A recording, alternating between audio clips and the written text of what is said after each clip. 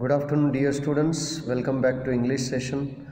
In today's session, we are going to learn a poem named Ethics by Linda Paston. Let me tell you about Linda Paston. Linda Paston was born in the year 1932 to a Jewish family in Bronx, New York. She was born in America. She graduated from Radcliffe College and received an MA from Brandeis University. She has many awards and honors to her credit: Pushcart Prize, Dylan Thomas Award, Alice Fiddy Castagnona Award, the Bess Hawkins Prize are a few to name.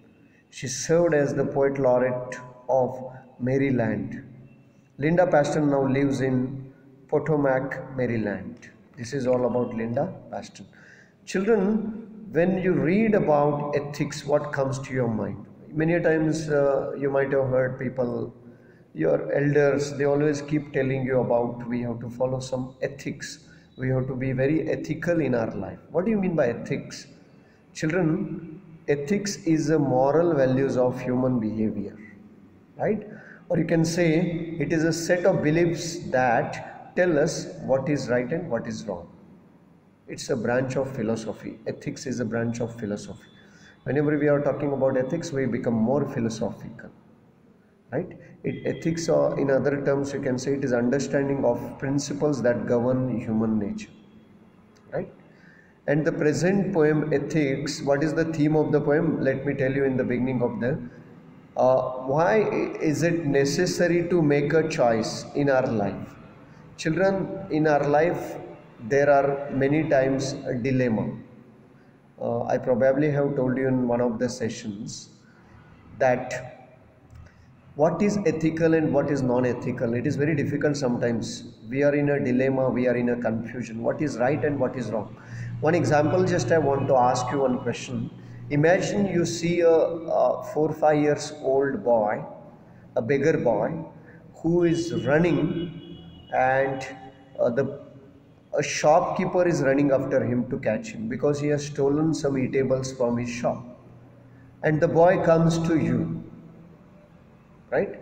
And he asks you to protect him from the shopkeeper, and he tells you the story that he has stolen it because he was very hungry, he has not eaten for 2 days, and you hide him. Then a shopkeeper comes to your house, and what do? You tell him lie that the boy hadn't come to your home, right? Then you are protecting the boy, you are doing good thing, but you are cheating the man. You are telling lie means you are cheating. So what is right according to the ethics? Which your action is ethical or not? This is a question. This is a very, very important question. You are small, I understand.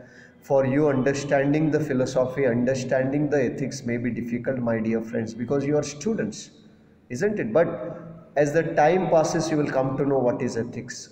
Ethics can be learned only through reflection of your experiences. Always remember what I said. Ethics and moral values can be learned only through reflection of your actions or your experience. Always remember that.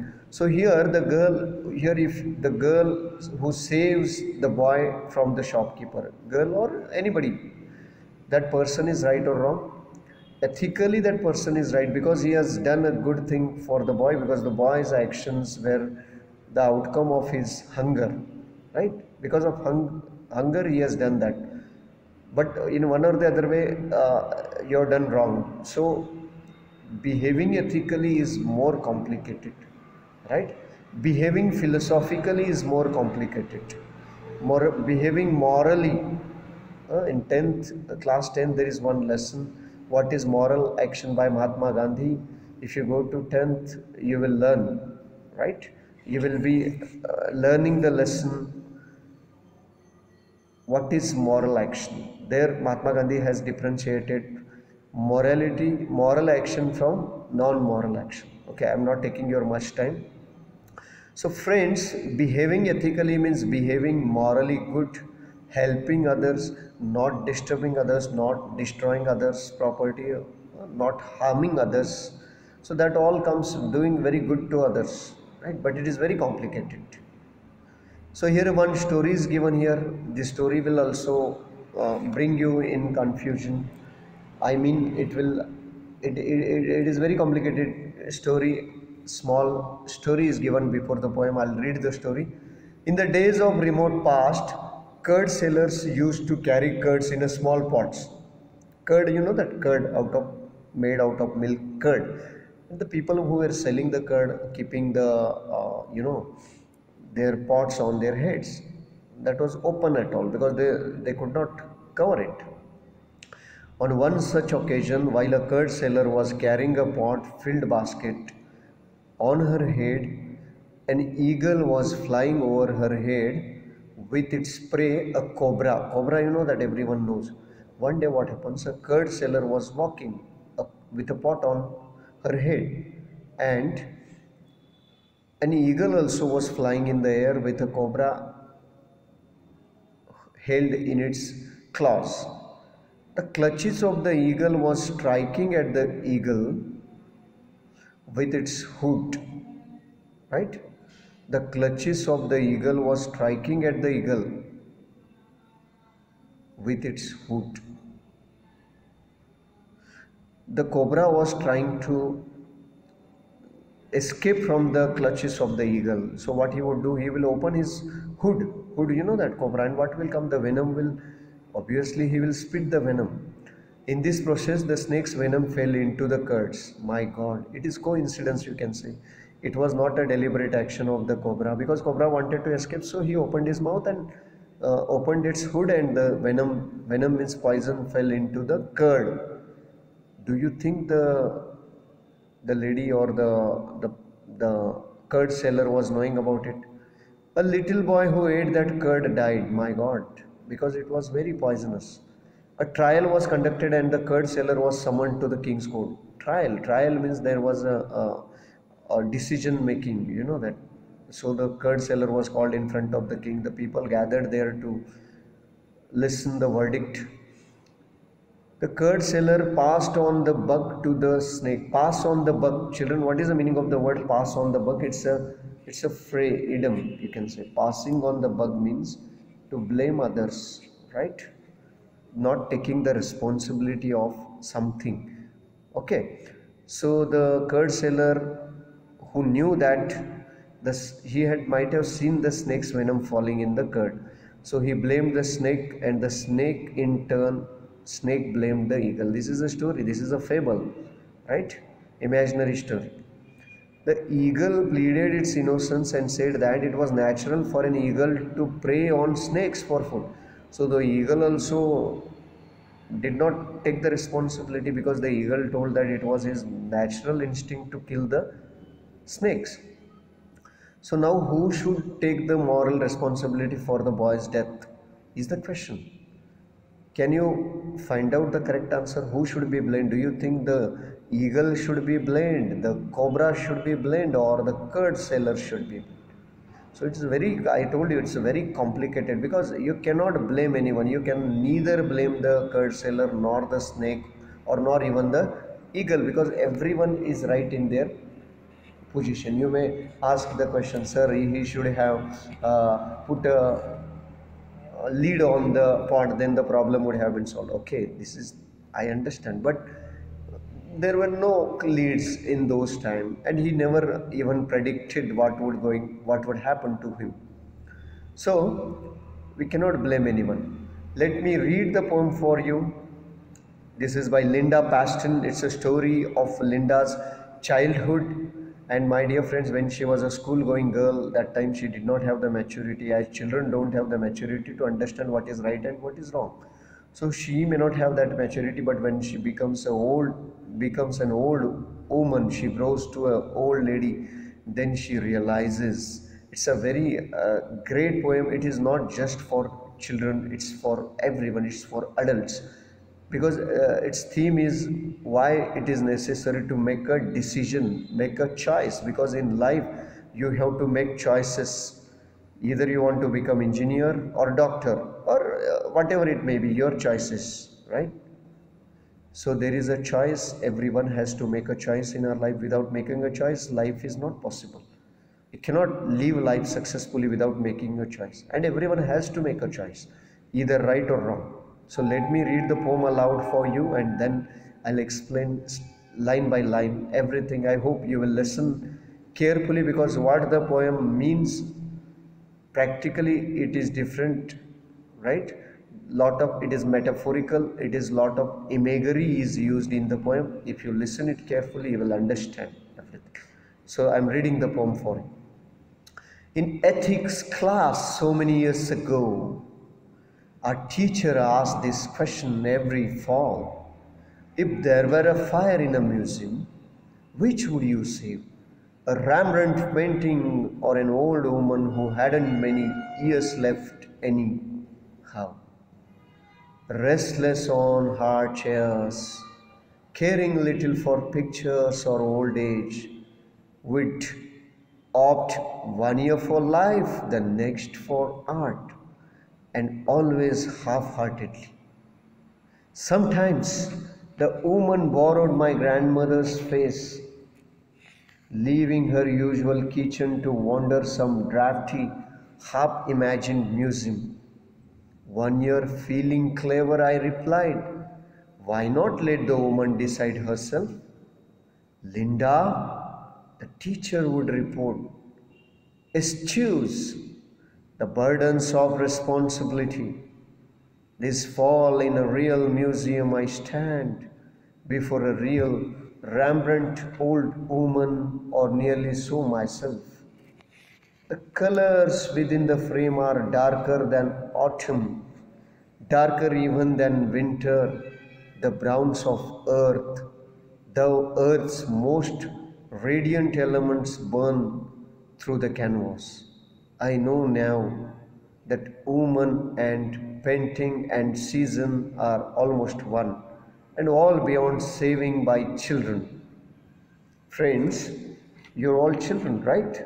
You're all small. You all know what is right, but practically you get confused, right? This is quite common because you're all adolescents. I understand you're ranging, that 13 14 years old, right? Between 13 and 14 years old.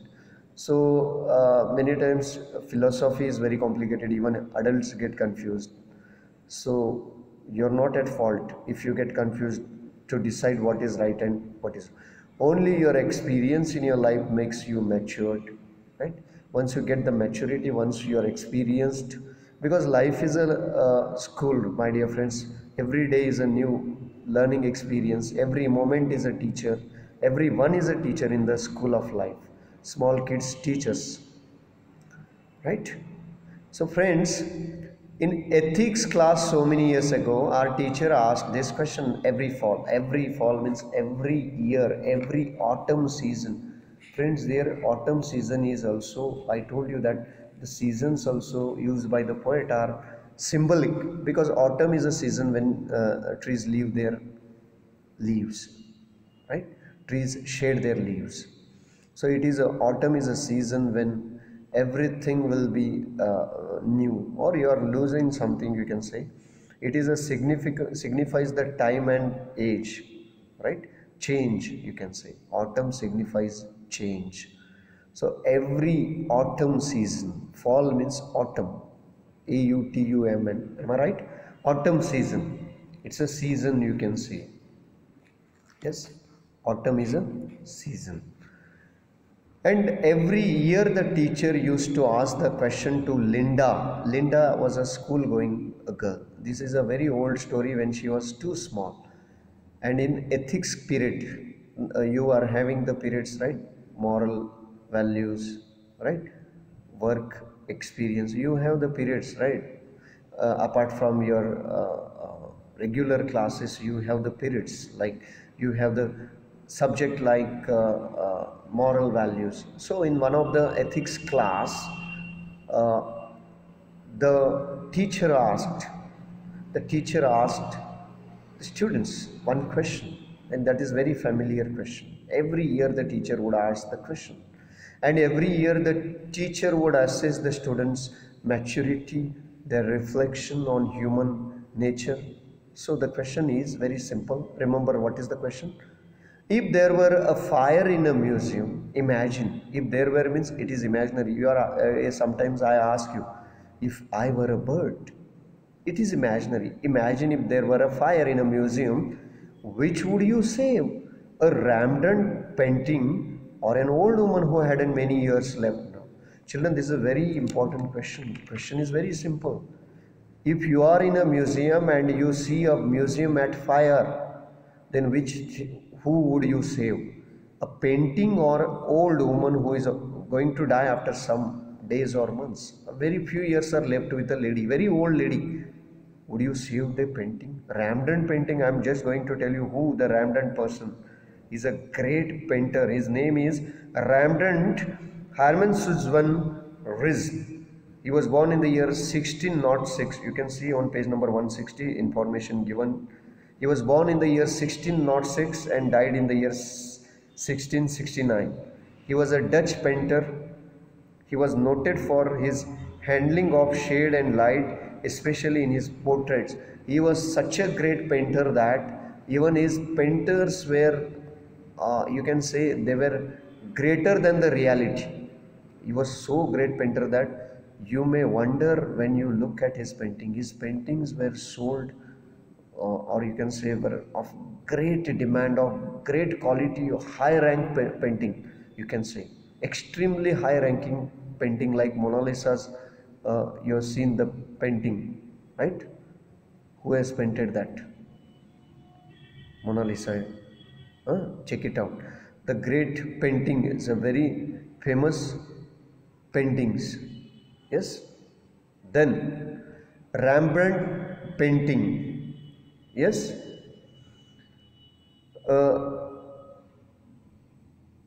These are the great paintings are there in the museum. So the question is related to your ethics, your moral values. You need to reflect a lot. But since you are a child, since Linda is a student, she will not reflect much because children don't have the capacity to reflect on their actions. So the question is very simple. If there is a fire in the museum, who would you save? Would you save a painting, Rembrandt painting, or would you save an old woman? Question is very easy, but answer is difficult because both are important. The painting is also important. But if I ask the same question to you, I am sure you will definitely tell the lady must be saved, because even I too thought that, because we value more to the life than the things. But in reality, sometimes the things are more valuable than the life. You may wonder, but it's true, because this painting has the greatest rank, you can say greatest rank. Then the children will immediately not answer the questions. Then what is their reaction? Restless on hard chairs. This is a phrase. Restless on hard chair means they are very much confused, right? They are immature. They are immature youth. They are unaware of the fact. They are not aware of the importance of life and importance of art. They are not knowing of the value of art, right? Then they are restless on chairs. This is a phrase that tells that children's dilemma, children's confusion, right? They are unable to take proper decision, my dear friends. They are confused. Yes? Caring little for pictures or old age. They are not much concerned either about the picture or old age. They don't have the proper, you can say, logical thinking, right? We would opt, instead of choose, the poet has used the word opt deliberately, because opt word means with confusion they have chose. Choosing means with confidence, and opt means when you don't have the knowledge which one you can choose. So the word opt is deliberately used by the poet. We would opt 1 year for life, the next year art. 1 year means every year the teacher is asking the question. 1 year they will answer, sir, we will save the old lady's life. The next year the children will obviously say, sir, will save the painting. But they don't have the right answer. If the teacher may ask them the question, why would you save the painting and why not the lady, they will get confused because they don't have the right answer. 1 year they will answer, they will support the life. Another year they will support the things, materialism. And always half-heartedly, children half-heartedly means they are not confident, right?